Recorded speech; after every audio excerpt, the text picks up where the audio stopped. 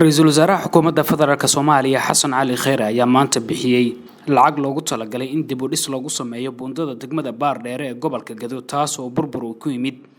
Lacagtan ayaa gaaraysa $317,000 oo dollar taas oo dib u dayactir lagu sameynayo buundada ka gadaal markii ay cabasho u soo gudbiyeen Ra'iisul Wasaare Xasan Cali Kheyre shacabka ku dhaqan degmada Baardheere ee gobolka Gadow cabashadaas oo ku aadanayd in laga gacansiiyo dhismaha buundadan oo hakad gelisay adeegyada bulshada degmada Baardheere. qaar ka mid ah xildhibaanada labada aqal ee baarlamaanka federaalka Soomaaliya ayaa Ra'iisul Wasaare Xasan Cali Kheyre ku booqday xafiiskiisa iyagoona uu mahadceliyay sida dhaqsiyaha leh ee uu ugu soo jawaabay baaqa bulshada iyo bixinta lacagtan dib loogu dhisayo buundada Baardheere oo muhiim u ah isu socodka dadka iyo gaadiidka. wasiir ku-xigeenka wasaaradda batroolka iyo macdanta ee xukuumadda federaalka Soomaaliya oo qayb ka ahaa xubnaha ka tirsan labada gole ee baarlamaanka Soomaaliya ee Ra'iisul Wasaare Xasan Cali Kheyre ugu tagay mahadnaqa ayaa ka mahadceliyay lacagtan lagu dhisayo buundada Baardheere ee gobolka Gadow. waxaa sida aad arkayseen maanta halkan aan ugu nimid oo annagoo ka kooban xildhibaano dhalinyaro ganacsato wasiiro aan halkan ugu nimid Ra'iisul Wasaaraha annagoo u soo gudbinay baaqii iyo cabashadii ka timid xaaladii buundadii Baardheere ee gobolka Gadow.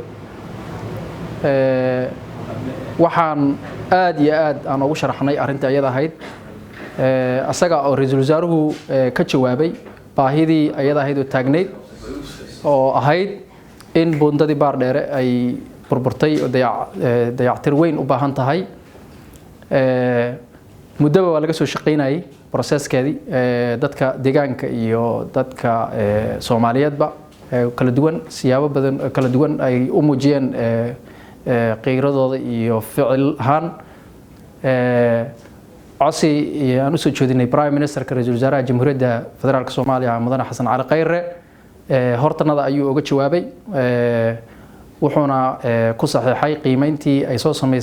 sameeyeen dadkii loo diray lacag dhan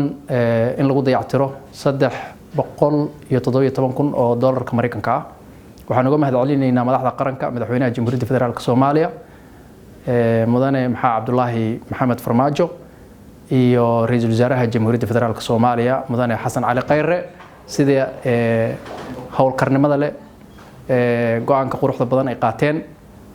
ugana jawaabeen baahiyaha dadka deegaanka gaar ahaan buundada Baardheere halkaas oo la ugu bishaareynayo dhammaan reer Jubbaland gaar ahaan dadka degan reer Gadow gaar ahaan degmada Baardheere oo aan qiraayo maanta oo in lacagtaas ayada halkan lagu saxiixay shaqadina ay tahay in la bilaabo.